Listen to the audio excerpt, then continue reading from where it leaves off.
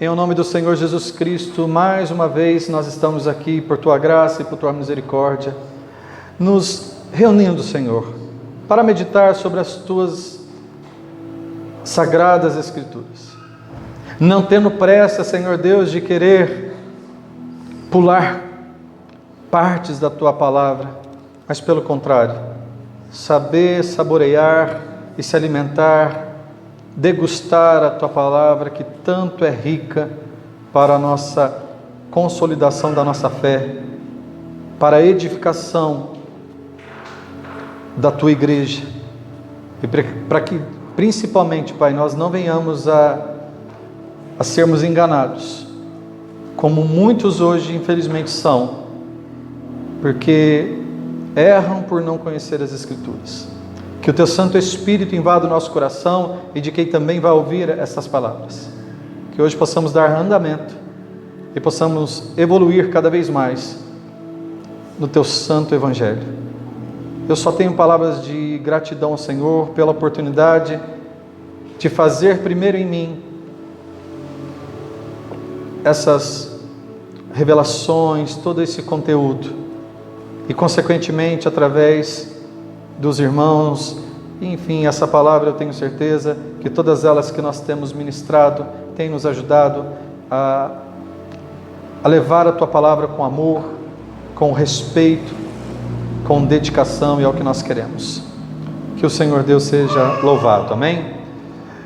Irmãos, vamos dar sequência, e eu quero fazer hoje algo, como nós terminamos o capítulo 1, do livro da Epístola aos Gálatas, eu quero fazer hoje uma retrospectiva de alguns pontos essenciais do que nós falamos no capítulo 1, para que assim, se o Senhor Deus permitir, nós irmos até, na semana que vem, já partir para o segundo capítulo e continuar dando sequência. Então nós vamos ler Gálatas capítulo 1, do 1 ao 24, aonde nós meditamos versículo por versículo, e agora nós vamos ler ele, e nós vamos fazer destacar alguns pontos essenciais dessa carta para os dias de hoje. Então vamos ler Gálatas capítulo 1, versículos de 1 a 24. Vamos lá. Paulo apóstolo, não da parte de homens, nem por intermédio de homem algum, mas por Jesus Cristo e por Deus Pai, que o ressuscitou dentre os mortos, e todos os irmãos meus companheiros, as igrejas da Galácia, graça a vós outros e paz da parte de Deus, nosso Pai, e do nosso Senhor Jesus Cristo, o qual se entregou a si mesmo pelos nossos pecados, para nos desarraigar deste mundo perverso, segundo a vontade do nosso Deus e Pai, a quem seja a glória pelos séculos dos séculos. Amém. Admira-me que estejais passando tão depressa daquele que vos chamou na graça de Cristo para outro evangelho, o qual nem é outro, senão que há alguns que vos perturbam e querem perverter o evangelho de Cristo. Mas ainda que nós, ou mesmo anjo vindo do céu, vos pregue evangelho que vai além do que vos temos pregado, seja anátema, maldito. Assim como já dissemos, e agora repito, se alguém vos prega evangelho que vá além do que recebestes, seja maldito. Porventura procuro eu agora o favor dos homens ou de Deus? Ou procuro agradar a homens? Se agradasse ainda a homens, não seria servo de Cristo. Faço-vos, porém, saber, irmãos, que o evangelho por mim anunciado não é segundo o homem, porque eu não o recebi, nem o aprendi de homem algum, mas mediante revelação de Jesus Cristo. Porque ouvistes qual foi o meu proceder outrora no judaísmo, como sobremaneira eu perseguia a igreja de Deus e a devastava. E na minha nação, quanto ao judaísmo, eu me avantajava-me a muitos da minha idade. Eu era extremamente zeloso das tradições de meus pais. Quando, porém, ao que me separou antes de eu nascer e me chamou pela sua graça, aprouve revelar seu Filho em mim, para que eu o pregasse entre os gentios, sem detença. Não consultei carne e sangue, nem subi a Jerusalém para os que já eram apóstolos antes de mim, mas parti para as regiões da Arábia e voltei outra vez para Damasco. Decorridos 3 anos, então subi a Jerusalém para avistar-me com Cefas, o apóstolo Pedro, e permaneci com ele 15 dias, e não vi outro dos apóstolos, senão Tiago, o irmão do Senhor. Ora, acerca do que vos escrevo, eis que diante de Deus testifico que não minto.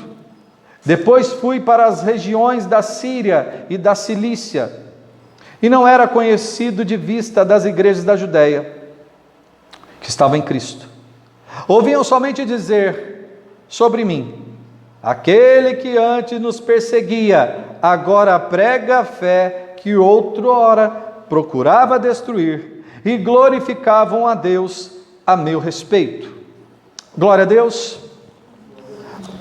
Aqui nós temos, fazer uma breve retrospectiva. Na verdade eu não vou entrar em muitos detalhes, mas eu quero destacar alguns pontos importantes aqui sobre esta palavra do apóstolo Paulo. Este capítulo 1, algo que vai nos despertar para o evangelho nos dias de hoje, o que o apóstolo Paulo estava enfrentando e o porquê que ele escreveu essa carta. Então nós vamos interagir um pouco lendo este capítulo. Agora nós vamos fazer esses comentários gerais do que esta carta, deste primeiro capítulo, representou para nós durante esse período de exposição. Então vamos lá. Em resumo ao capítulo 1, nós devemos relembrar o contexto ao qual foi escrita esta carta. Nós sabemos que Paulo escreveu essa carta, essa epístola, às igrejas da Galácia, em defesa do evangelho que ele pregava. Esta carta foi escrita para este propósito: defender o seu apostolado, falar sobre o perigo que estava acontecendo dentro das igrejas da Galácia. Quando ele ouviu a respeito dos judaizantes que tinham infiltrado naquelas igrejas para pregar outro evangelho que não era o evangelho de Cristo. E esta carta ela é de extrema importância para os dias de hoje. Por isso nós vamos relembrar alguns pontos importantes. A primeira coisa que eu gostaria de destacar aqui, irmãos, é o período de transição. O apóstolo Paulo ele foi fundar igrejas nessa região da Galácia, que nós tínhamos a Antioquia da Psídia, Icônio, Listra e Derbe. Essas 4 igrejas, pelo menos conhecidas, que o apóstolo Paulo fundou nessa região da Galácia. Então o apóstolo Paulo fundava a igreja, deixava um líder lá e ele seguia a sua vida missionária. Então nós precisamos entender que essas pessoas ao qual o apóstolo Paulo pregava o evangelho, elas acreditavam, muitos deles eram judeus, muitos deles tinham a base judaica. Então você precisa entender este contexto. Então vamos observar algumas coisas. Muitos dos que se converteram se tornaram cristãos. Eram judeus, nasceram no judaísmo, ou seja, os que eram chamados judeus cristãos. Ainda continuavam com as suas práticas, como guardar o sábado, certamente ainda continuavam a não comer carne de porco, eles guardavam aquelas leis de dietas ou dietárias que de não comer certas coisas, e também a questão da prática da circuncisão, que para os judeus era essencial para o acréscimo, para serem salvos. Então o contexto aqui, esse período de transição, que nós estamos falando do quê? Qual era a religião daquele povo? Do povo geral, de Israel, enfim, a religião até mesmo do apóstolo Paulo. Eles eram judeus. Nessas regiões, eles acreditavam em outros deuses. Mas a questão é que todos aqueles que eram judeus, cristãos, que se converteram ao Senhor Jesus Cristo, eles estavam num processo de transição, de sair de uma vida longa de uma religiosidade e passar a deixar isso de lado, como o apóstolo Paulo fez, e começar a viver somente pela graça, somente pela fé. Então isso trouxe muitos problemas para o apóstolo Paulo. E nós vamos ver isso que está acontecendo nos dias de hoje. O cristianismo estava nascendo. E o grande desafio até então era explicar esse processo de transição da velha aliança, do Velho Testamento, da velha aliança, para a nova aliança em Cristo Jesus. Era fazer aquele povo entender que as obras praticadas desde a sua infância, pelos pais deles, pelos patriarcas, fazia menção a Jesus Cristo,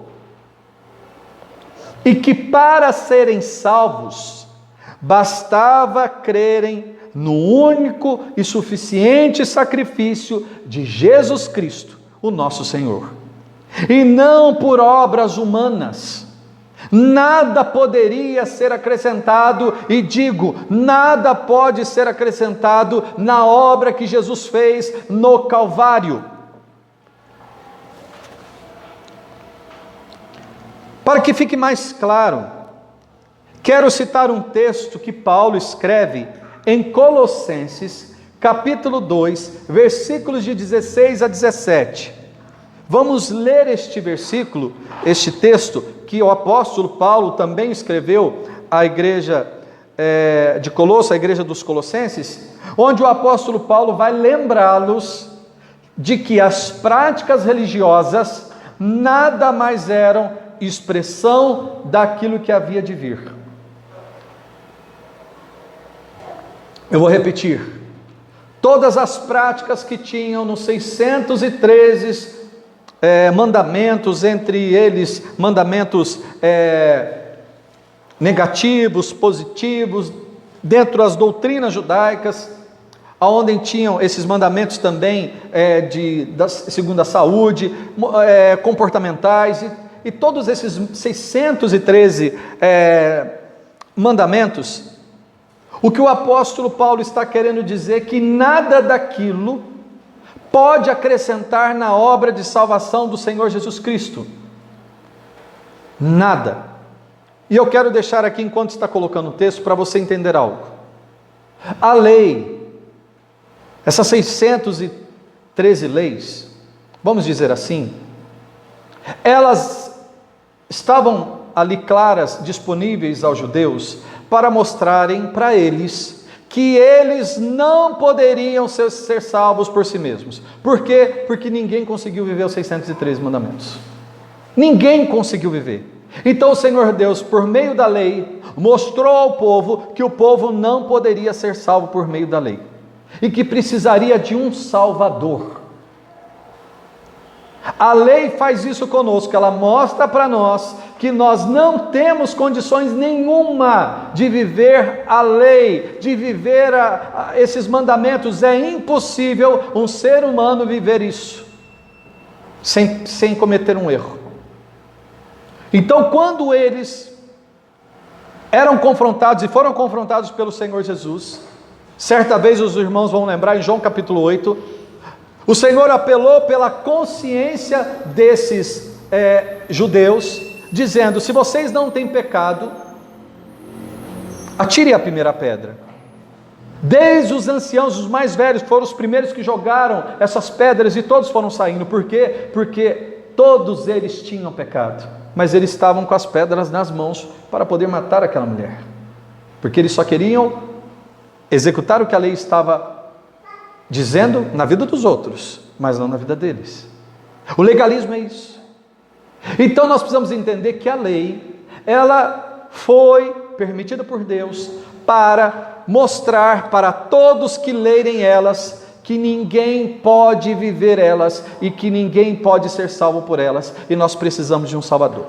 Quando nós temos consciência disso, nós precisamos entender que nós somos apontados para Cristo, e quando nós vamos a Cristo, e somos salvos por Ele, nós reconhecemos que nós somos incapazes, somos impotentes de serem salvos mediante a lei, então nós olhamos para Cristo e nós falamos o quê? Senhor, tende misericórdia de mim, eu sou um pecador, porque o padrão das leis é um padrão santo, divino, e eu não consigo em hipótese alguma chegar perto de Deus, porque eu não consigo viver nada da lei, eu sou pecador, eu não consigo, eu preciso da tua ajuda. Quando você aceita o sacrifício de Cristo então, e passa a crer que no sacrifício de Cristo, Ele levou sobre nós este pecador, Ele levou sobre Ele, aliás, os nossos pecados, e nós reconhecemos que nós somos pecadores, e aí nós começamos a entender que tudo aquilo que estava no Velho Testamento apontava para Jesus. A lei vai te apontar para Jesus. Então vamos ler aqui Colossenses capítulo 2, versículo 16 a 17.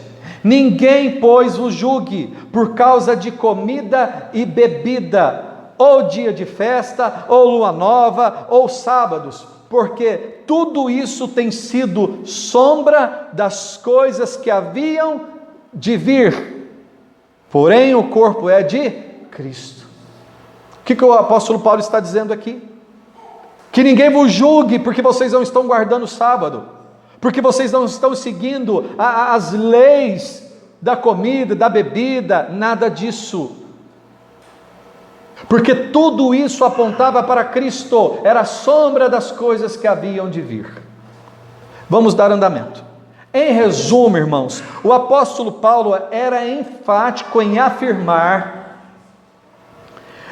em alto e bom som, que ninguém será salvo por obras. Legalistas, parem de acrescentar ao sacrifício de Cristo as leis, pois as leis não regeneram ninguém, as leis não mudam o homem de dentro para fora, só dá aparência de um homem santo, de um sepulcro na verdade caiado. As normas legalistas, ensinos legalistas, usos e costumes legalistas, não transformam ninguém à imagem e semelhança de Cristo. Possível, isso só é possível, irmãos, pela habitação do Espírito Santo dentro de nós, e não em ser um religioso, em ser alguém que quer seguir, quer ser só piedoso, porque ele acha que aquilo é algo que vai agradar ao Senhor, que vai acrescentar a salvação. Não. Esses que vivem desta maneira, eles acreditam que serão salvos pela vida que eles estão levando, e esquecem que a vida que eles estão levando é a obra do Espírito Santo neles, em nós. Porque um exímio crente, acreditando que o que ele pratica é por ele mesmo, e não por obra de Cristo em nós, e este é um grande erro que acontece nos dias de hoje. Todos nós precisamos entender algo: se há algo de bom acontecendo em você, não vem de você, não vem de mim, vem do alto. Se há alguma mudança em você, uma regeneração, você começou a abandonar o velho homem e começou a viver num homem novo, a imagem e semelhança de Cristo, isso não tem nada a ver com você, isso tem a ver com Cristo em nós. Nos meus comentários sobre este primeiro ponto, eu vejo que nos dias de hoje algo muito semelhante adentrando no meio evangélico. Sabemos que muitos que estão sendo evangelizados nos dias de hoje, infelizmente, eles acabam entrando em seitas que continuam com práticas legalistas e judaizantes. Eles acabam de sair de práticas mundanas, idólatras, místicas, sincréticas, para praticarem as mesmas ou semelhantes coisas, agora com uma roupagem diferente, uma roupagem nova, dentro das igrejas. Ele deixa de adorar um santo feito de imagem, agora começa a adorar um apóstolo. Ele deixa de levar na benzedeira, agora começa a passar no sal grosso. Irmãos, olha aqui quantas campanhas que eu tenho registrado a respeito disso que eu estou falando. Legalismo. Nós somos curados em Cristo Jesus, nós somos libertos em Cristo Jesus. A obra foi completa.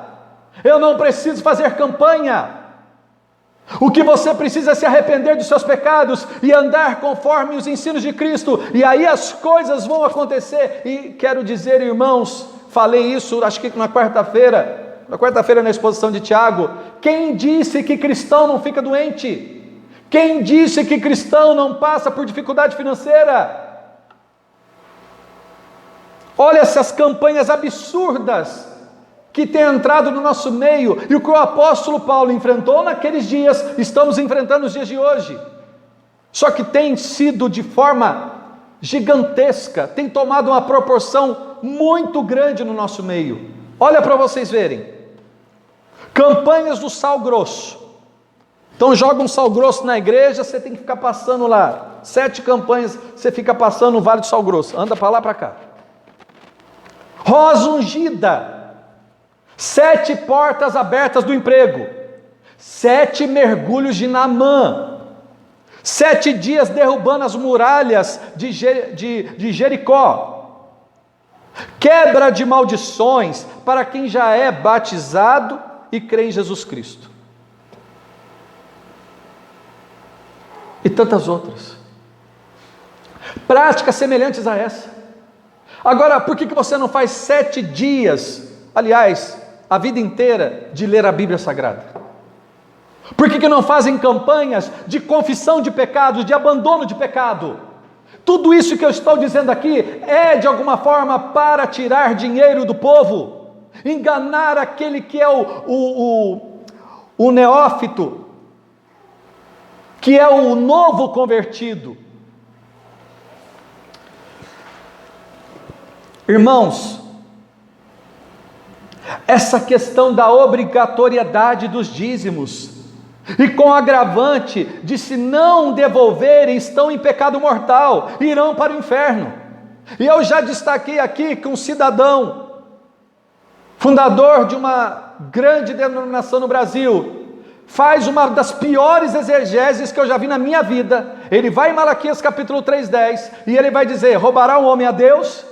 E aí ele vai em Apocalipse, e ele vai dizer, aqueles que são roubadores não entrarão no reino de Deus. Pronto, ele diz que aquele que não dar o dízimo vai para o inferno.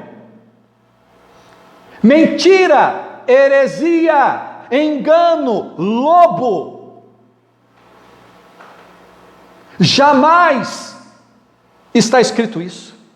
Nós entendemos no Novo Testamento que nós temos que dar com alegria, nós temos que dar proporcionalmente, mas com alegria, sem peso e sem por necessidade. Quem prega dízimo como obrigatoriedade, ele está pregando uma falsa doutrina. Ninguém é obrigado a dar o dízimo. Nós temos que ter compromisso sim, com Cristo, porque nós não fazemos mais isso não se faz para ser salvos. Aliás, eu quero deixar uma coisa bem clara, o dízimo sempre foi para judeus. Só para vocês terem uma ideia, hoje não tem mais o templo de Salomão em Israel, e eu pergunto, aonde estão levando os judeus o dízimo, se não tem o templo de Salomão? Então querem enganar o povo. é justo que seja proporcional. E isso está em 1 Coríntios. O apóstolo Paulo vai ensinar isso. Que seja conforme, seja proporcional ao que cada um ganha. Então tudo isso, irmãos, são doutrinas que vão sendo infiltradas dentro da igreja, e que a carta aos Gálatas vem para, e ela é muito atual, vem para nos alertar de tudo isso que está acontecendo. Vamos continuar aqui. Temos as questões obrigatórias, por exemplo, de fazer a barba, das axilas que não podem barbear, das pernas que não podem barbear, raspar, e coisas semelhantes a essas, que não passam de legalismo. Se alguma igreja prega que não dar o dízimo, não se depilar, você está em pecado, é heresia, é mentira.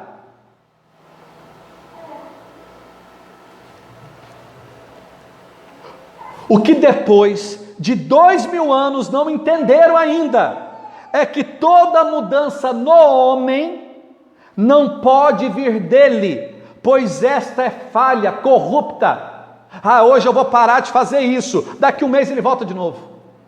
Mas toda mudança feita em nós pelo Espírito Santo, esta permanece.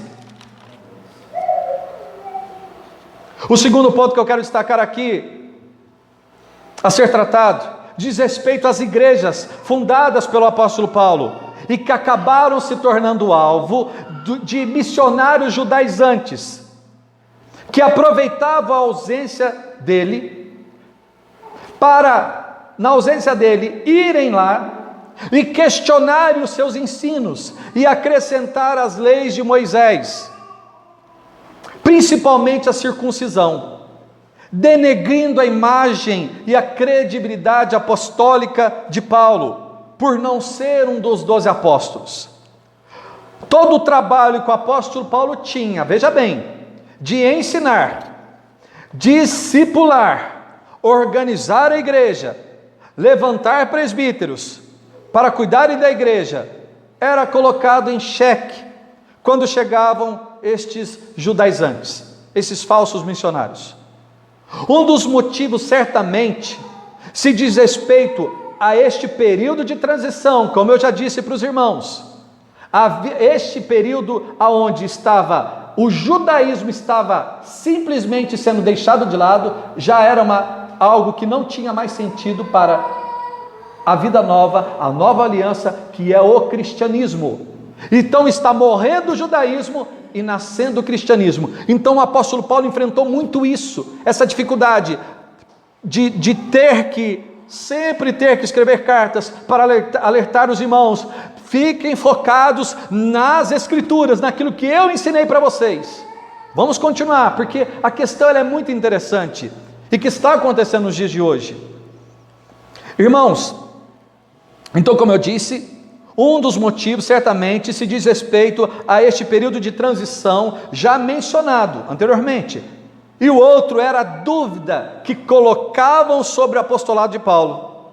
Agora, imaginem esses judaizantes chegando para um novo convertido dizendo, preste atenção nisso, imagine chegar um missionário desse numa igreja que está aprendendo uma nova religião, novos conceitos, uma nova mentalidade, a mentalidade de Cristo, e aí chega judeus que nasceram judeus, mas se converteram ao cristianismo, também eram novos, e aí eles chegam, imagina uma conversa assim, dizendo para eles assim, o apóstolo Paulo teve aqui? Teve, mas você sabia que ele não era dos 12? Sabia que ele está dizendo aí que Jesus falou que ele era apóstolo tal? Realmente, ele teve uma mudança de vida aí, mas eu queria só que vocês soubessem que ele é um dos 12. Mas o que ele tem pregado? Olha, ele tem pregado que agora a gente não precisa mais da lei, que a gente não precisa mais viver isso, que agora a gente só vive pela graça, pela fé, acreditando no sacrifício de Cristo. Não, mas vocês estão enganados, vocês não entenderam então.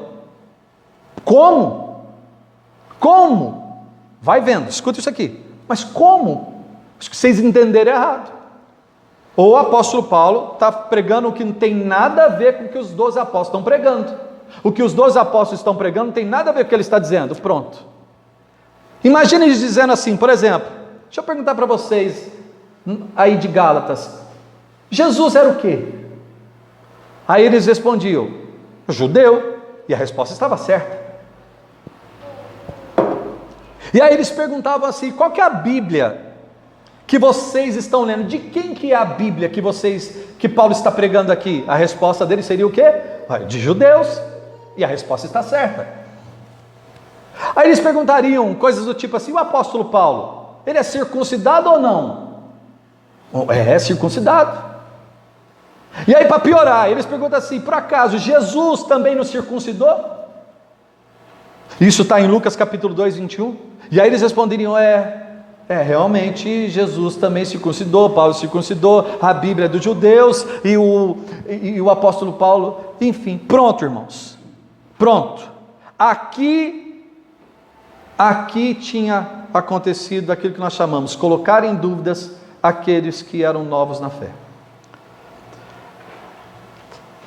E aí eles até poderiam dizer assim, então se vocês querem ser cristãos de verdade, genuínos, vocês precisam circuncidar, precisam praticar essas obras, porque senão vocês não são verdadeiros cristãos. E para quem não conhecia a palavra, eram novos na fé, isso virava uma confusão, irmãos, dentro das igrejas que Paulo fundou. Vamos lá, pronto. Já que a confusão tinha sido instalada, a mudança desses homens escutando isso, preste bem atenção, quem que escutando isso, não conhecendo a palavra, não reagiria da seguinte maneira, com medo de não serem salvos? Bom, eles estão falando algo que é verdadeiro, eles não mentiram no que eles falaram, só que o que eles falaram já tinha sido substituído pelo sacrifício de Cristo. E aí essas práticas, esses homens ficaram com medo, e aí então não vamos circuncidar, então eles se submetiam a serem circuncidados por medo de não serem salvos. Pois é assim que os lobos fazem, eles trazem verdades fora do contexto, para submeterem os novos da fé, que querem agradar a Deus, e fazem de tudo, fazem tudo o que falam. Aquele que quer agradar a Deus, quando ele fica naquela dúvida, ele fica pensando, não, mas é verdade, ele acaba fazendo, porque ele não quer desagradar a Deus, e aí ele acaba fazendo uma prática, que o próprio apóstolo Paulo vai dizer, nos próximos capítulos, se vocês fizerem isso, vocês vão ter que viver todos os mandamentos. Vamos continuar, olha para os irmãos entenderem. Como eu disse, esses novos convertidos, querendo agradar Deus, faziam tudo que eles falavam. Ainda eles não tinham a sua teologia, a sua fé enraizada na fé em Cristo, e caíam facilmente em suas vidas, sendo transformadas, e serão salvos por praticarem essas obras criadas por homens. Vou repetir. Sua fé ainda não estava enraizada em Cristo, e eles caíam facilmente nessas verdades que já não eram mais necessárias, elas só eram a sombra daquilo que havia de vir. E aí, como eles caíam facilmente sobre isso, eles tinham medo, praticavam essas obras que já não tinham mais fundamento. Portanto, neste primeiro capítulo, o apóstolo Paulo se concentra em defender o seu apostolado, rebater esses judaizantes nas suas equivocadas doutrinas e exortar os convertidos, os novos convertidos de Gálatas, que mudaram tão rapidamente da graça em Cristo Jesus para as obras da lei. E eu vou aqui acrescentar o que está acontecendo na igreja de hoje. Rapidamente mudaram do evangelho genuíno, do evangelho que a igreja, na sã doutrina, está pregando há 2000 anos, para acreditar em verdades que já não mais são Não cabem mais tudo que eles falaram. Jesus foi circuncidado. Eu estou supondo aqui, irmãos, a conversa desses judaizantes, porque ninguém se submete a um falso mestre se ele falar toda mentira. Ele tem que falar alguma coisa que está escrito na Bíblia. Quem está entendendo o que eu estou dizendo? Os falsos mestres, eles nunca vão falar tudo mentira, senão você não vai dar bola. Eles vão, olha, está escrito aqui, mas você não sabe fazer interpretação do texto, você não tem nenhum instrumento de hermenêutica, e você não leu. Não, mas está escrito lá Malaquias 3,10, roubará o homem a Deus, tem que devolver o dízimo. Mas esqueceram completamente, enganam os homens, porque pela falta de conhecimento, e o conhecimento genuíno das Escrituras. Mas vamos lá, vamos caminhar para você ver.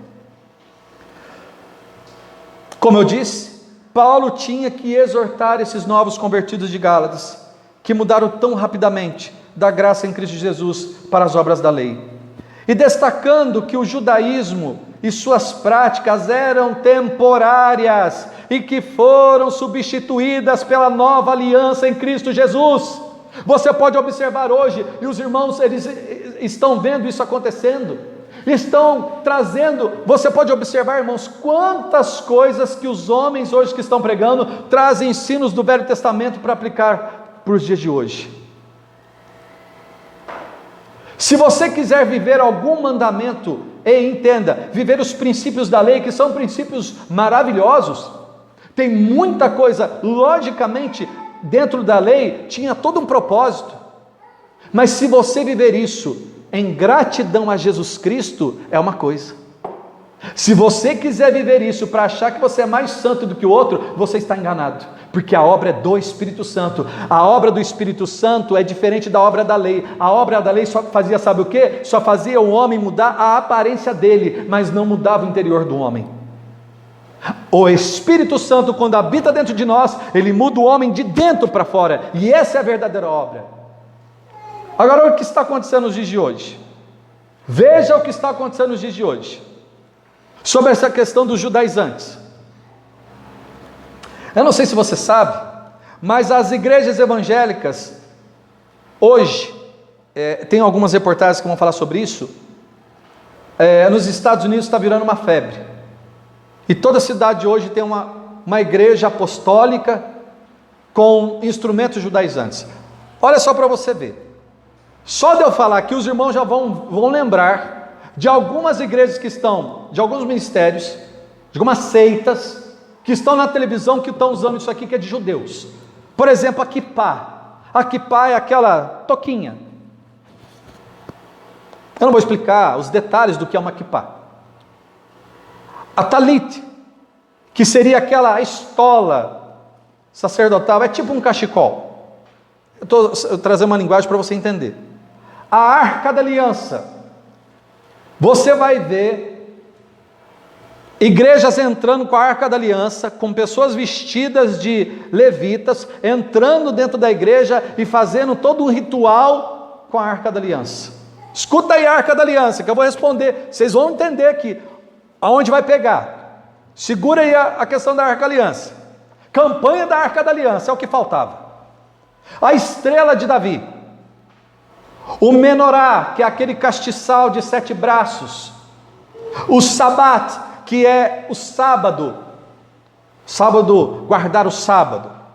Essas linguagens judaicas no nosso meio, por exemplo, isso aqui no meio das igrejas que estão sendo judaizantes, isso aqui chama altar. Isso aqui não é altar, isso aqui é um púlpito. Altar é lugar de sacrifício. Tem nada de altar aqui. Aqui é um púlpito. Nós temos um púlpito para ministrar a palavra. Mais conhecido, o púlpito, e mais conhecido talvez como, numa linguagem mais popular, mais simples, é um palco, aqui um degrau, um púlpito. Não tem nada além disso. Não tem altar aqui. Comemoram as festas judaicas. As igrejas evangélicas hoje estão comemorando festas judaicas. Irmãos, você lembrar disso como ensinamento, eu vou falar sobre isso daqui a pouco, é uma coisa, mas você trazer isso como algo que representa uma mudança, trazer essas coisas judaizantes para os dias de hoje. Nós olhamos para a carta aos Gálatas e achamos que ela não é atual. Ela é mais atual do que você imagina. Hoje estão trazendo o Pessah, que é a festa da Páscoa, o Yom Kippur, que é o dia do perdão. Existe uma reportagem, o Sukkot também, que é a festa dos tabernáculos, e todas as outras. Se você for no Gospel Prime, você vai ver uma reportagem do dia 28 de agosto de 2017. Lá, essa reportagem fala sobre o crescimento das igrejas evangélicas dos judaizantes, principalmente nos Estados Unidos, e agora está lastrado no Brasil. Outra reportagem que está no Gospel Mais, 19 de novembro de 2015, Renato Vargens fala sobre este tema, e olha o que ele diz. O mesmo ressalta que a Arca da Aliança nem existia no tempo de Jesus e de Paulo, e hoje vemos as igrejas fazendo campanhas com a Arca da Aliança, que está sumida, e ninguém sabe onde está até hoje. Pelo menos é essa informação que nós temos. Nem Jesus, nem Paulo, eles não tinham acesso à Arca da Aliança, e nem temos hoje, porque ela está escondida e ninguém sabe, mas a igreja evangélica quer trazer a Arca da Aliança para dentro da igreja. Sabe por quê? Eu vou dar uma resposta para esses pastores. Sabe por que a maioria está fazendo isso? Porque vocês não estudam a Bíblia Sagrada, vocês estão ocupados demais com outras tarefas, e são preguiçosos ao estudar a Bíblia Sagrada, de levar o verdadeiro Evangelho. Isso é preguiça. E vocês vão dar conta dessas mentiras que vocês estão trazendo para a igreja. É falta de amor às Sagradas Escrituras, é ver o jogo de futebol no domingo, e aí quer abrir a Bíblia nas 6 horas da tarde para trazer a palavra para a igreja. Não estudam mais, não se dedicam mais, porque tiraram um diploma de bacharel em teologia. Se tiraram, agora acham que não precisa estudar mais, que o Espírito Santo vai chegar aqui, simplesmente ele vai abrir a Bíblia e vamos pregar o Evangelho. Deus vai dar a palavra aqui agora e vamos pregar. Preguiçosos.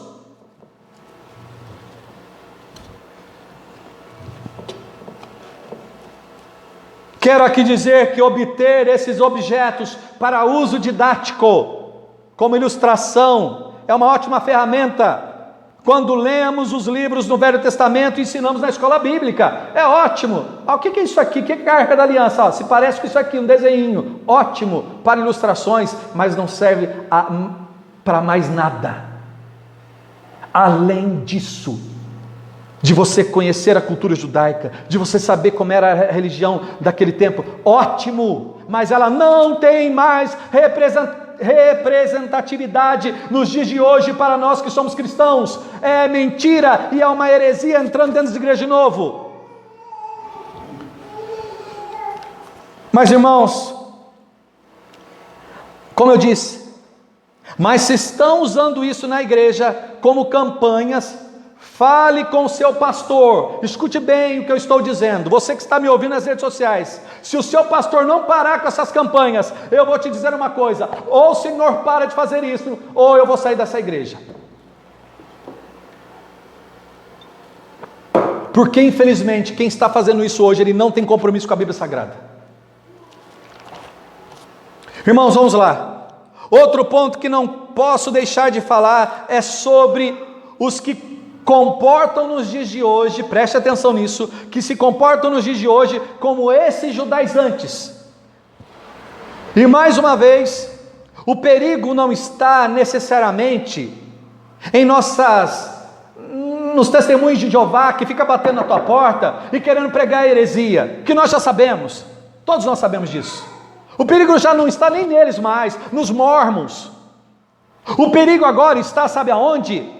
Está na televisão, com esses falsos mestres, pregando essas coisas que o apóstolo Paulo rebateu em todas as suas cartas. O perigo agora está no YouTube, e você vê um monte de baboseira, um monte de besteira. Vou repetir por que isso acontece. Primeiro, o povo gosta, na verdade, é trazer o catolicismo para dentro da igreja evangélica, é querer materializar a fé, E a fé é o que, meus irmãos, que está em Hebreus capítulo 10, Hebreus capítulo 11? A fé é a certeza das coisas que não se veem, mas das que se esperam. Se alguém vive a fé porque tem que ver alguma coisa, essa fé sua não é a fé que Cristo ensinou. Se a tua fé é a fé de Tomé, você precisa se converter ao Evangelho de Cristo. A fé é a convicção das coisas que se esperam, e eu vou dizer quais são: das promessas de Cristo de nos regenerar aqui e de nos glorificar na ressurreição. Essa é a promessa, não tem mais nada além disso. Eu estou dizendo que tudo aquilo que Cristo fez foi para fazer a vontade do Pai, como está lá em Romanos 8, 28, 29 e 30. Aqueles que Ele conheceu, Ele chamou, e chamou para ser a imagem do teu Filho. E a esses que Ele chamou, Ele justificou aqui. E a esses que Ele justificou, Ele também glorificou. Então nós estamos sendo aqui, passando por esse processo de regeneração, guardando a fé até o último dia. Ou Ele vem ou nós vamos. Ou Ele vem ou nós vamos, meus irmãos. Mas aí no dia da ressurreição, nós seremos glorificados. Mas para quem são aqueles que são os de Cristo Jesus e que de fato estão sendo regenerados? Como eu disse,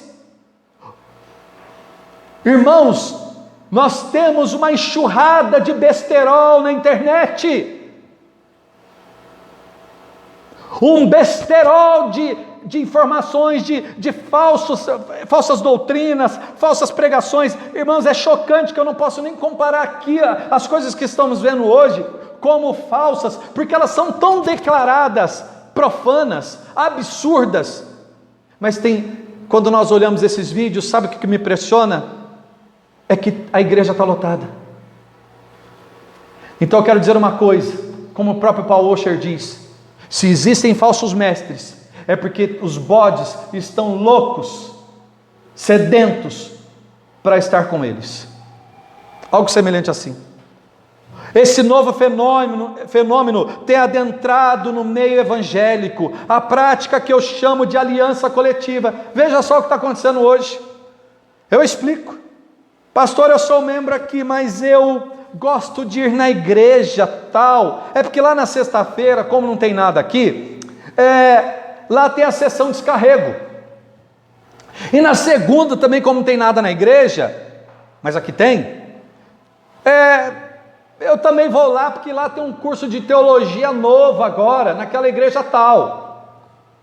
Sem contar que o mesmo diz: ah, pastor, também só queria falar para o senhor que eu faço umas campanhas aí pela internet, tá? Faço umas campanhas com os pastores tal. Sabe o que está acontecendo? Sabe qual que é o resultado disso? Não existe mais uma confissão de fé. Se você perguntar para essas pessoas que ficam pulando de lá para cá, toda hora está num lugar, escuta, essa pessoa não sabe nem mais no que acredita. Se você falar para ela assim: qual é a sua confissão de fé? Fala para mim no que você crê. Você vai ver que não bate com uma confissão de fé reformada, protestante. Ele acredita em tudo. Não existe mais uma confissão de fé. Eu acredito no que estou sentindo hoje, de acordo com o meu humor, minha vontade. Vivemos em uma nova geração dos Gálatas. Se está falando que naquele lugar lá chegou alguém que está adivinhando o negócio, ele vai. Se fala que naquele lugar está tendo uma campanha, e vem em posição de mãos, ora lá nas línguas e tal, e começa a profetizar, e falou, está acreditando, chega o outro, começa a trazer revelação de que essa pessoa, ela vai ficar rica, oh, nossa, glória a Deus, eu estou acreditando, e por aí vai. Recebe a oração de todo mundo, deixa todo mundo colocar a mão na minha cabeça, que não tem problema nenhum. Sabe qual é a consequência disso? Temos uma multidão que não sabe mais no que acreditar. Estão perdidos. Cada hora está acreditando e praticando algo relacionado com as doutrinas de homens. Ele já não sabe mais no que acreditar, sabe por quê? Porque ele já esqueceu de olhar para Cristo. Então ele está olhando para aquilo que, as novidades Gospel. O que tem de novo no meio gospel? Qual que é o movimento novo de gospel? Já acabou o G12, já acabou o MDA, não, agora é G12, G10, G20, G não sei o quê. Eles são caçadores de congressos, são caçadores de novidades. Porque eles não mergulham nas Escrituras. Porque eles não querem saber de algo que eles têm que correr atrás. Eles querem saber de algo que alguém dá na boca dele para ele comer. Quero lembrar o que está escrito, caminhando para o final. Quero lembrar o que está escrito em Efésios capítulo 4, versículo de 13 a 15. Vamos lá, rapidamente. Efésios capítulo 4, versículos de 13 a 15. O apóstolo Paulo enfrentou isso na igreja, quando ele estava fundando igrejas, e nós enfrentamos isso nos dias de hoje, e certamente enfrentaremos isso até que Jesus volte. 4,13 vai dizer assim: até que todos cheguemos à unidade da fé e do pleno conhecimento do Filho de Deus, à perfeita varonidade, à medida da estatura da plenitude de Cristo. Veja bem isso, olha o que o 14 vai dizer: para que não mais sejamos como meninos, agitados de um lado para o outro, levados ao redor por todo o vento de doutrina, pela artimanha dos homens, pela astúcia com que induzem ao erro. Ou você acredita no que a Bíblia diz, no que a sã doutrina diz, ou você será facilmente enganado, ou você será facilmente manipulado. Irmãos, veja, Cristo é o centro, Cristo é tudo. Concluindo, nós que somos protestantes, continuamos a seguir as doutrinas dos apóstolos de Cristo, da igreja primitiva. Temos como reformadores seguir em frente com um resumo dos 5 solas. Somente a graça, nós somos salvos somente pela graça. Isso não vem mediante a fé, isso não vem de nós, vem do nosso Deus Todo-Poderoso. Ninguém será salvo por obras. Quem fica fazendo romaria, quem fica fazendo campanhas de sacrifício, tudo isso é em vão, isso não vai te salvar em nada. Somente a fé, somente a fé, somente Cristo, somente as Escrituras, glória somente a Deus. Com esses pilares, seguimos em frente. Nós continuaremos marchando em frente, certos de que a única regra de fé e prática é as Sagradas Escrituras. Paul Washer diz uma frase importante para os dias de hoje: não busque uma igreja mais perto de sua casa, busque uma igreja mais próxima da Bíblia Sagrada. O reverendo Augusto Nicodemos diz assim: a Bíblia nos adverte muito mais contra os falsos mestres, os falsos apóstolos,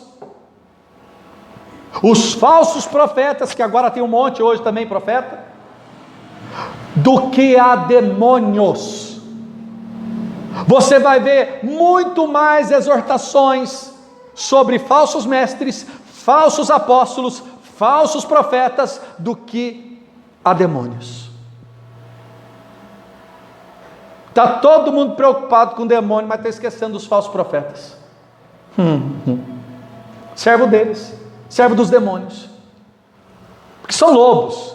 Uma coisa é alguém que ainda não tem uma teologia apurada, cristocêntrica, comete alguns erros. Outra coisa é fazer aquilo, e nós sabemos, para enganar o povo. Encerrando, irmãos, para que nós possamos caminhar para a oração, eu quero deixar uma frase final. Cuidado com o que você ouve. Cuidado com as pessoas que chegam para você e querem te dar conselhos. Vê se ela primeiro segue Cristo e segue a palavra de Deus.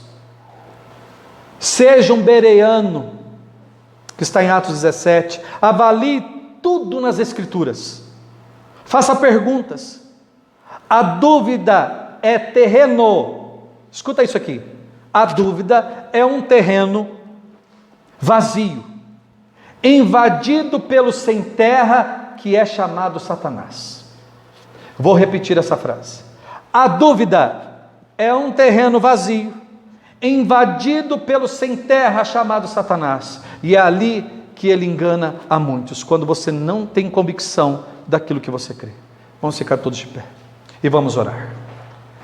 Pai, mais uma vez eu clamo ao Senhor. Desperta o teu povo, Senhor Deus, das heresias, dos falsos ensinamentos. Senhor Deus, livra o teu povo dessa cegueira. Eu sei que o Senhor tem até mesmo permitido que isso aconteça, porque estes estão buscando esses falsos mestres, assim como está escrito em 2 Timóteo capítulo 4, que estes buscariam estes mestres, esses falsos mestres, segundo aquilo que eles cobiçam. Quem quer Jesus Cristo, busca uma igreja que prega Jesus. Quem quer conhecer Jesus Cristo, busca uma igreja que fala de Jesus Cristo. Quem quer Jesus Cristo, está no meio de um povo que está querendo uma liturgia cristocêntrica, sem subterfúgios. Hoje cantam 20 louvores nos cultos e falam 10 minutos da palavra, e eu já disse o porquê, porque são preguiçosos, e todos vão prestar contas ao Senhor, pela falta de amor à palavra. Por isso, Pai, testifica esta palavra nos nossos corações, que a semana que vem possamos dar continuidade a esta epístola tão importante aos Gálatas para os dias de hoje. Estamos atentos que a luta não é só do apóstolo Paulo, ela continua sendo da igreja de Cristo de hoje. Que nós não venhamos deixar ser enganados. Cuidado com o que você compartilha no WhatsApp, cuidado com as mensagens que você ouve, cuidado com as pessoas que você partilha. A mensagem é linda, pastor, mas você sabe se aquilo está de acordo com as Escrituras? Quantas baboseiras, quantas mensagens que estão sendo compartilhadas, que não tem fundamento nenhum na Bíblia Sagrada, mas ele fala tão doce. Pois é por isso que são enganados, porque não conferem nas Sagradas Escrituras. Que o nosso Deus Todo-Poderoso seja glorificado na nossa vida e na vida de todos aqueles que são seus eleitos, que são chamados segundo o seu beneplácito, segundo a sua vontade. Que o Senhor seja glorificado em nossa vida, na prática, no dia a dia, nas obras, ser glorificado nas ações. Tudo que nós fazemos é para a glória dEle. Tudo tem que ser para a glória dEle. Escuta, você não é salvo porque você faz obras. Você é salvo e por isso você pratica as obras. Vou repetir. E ninguém é salvo porque faz as obras. Mas quando ele é salvo, ele é chamado a fazer obras. Deus seja louvado. Glória a Deus.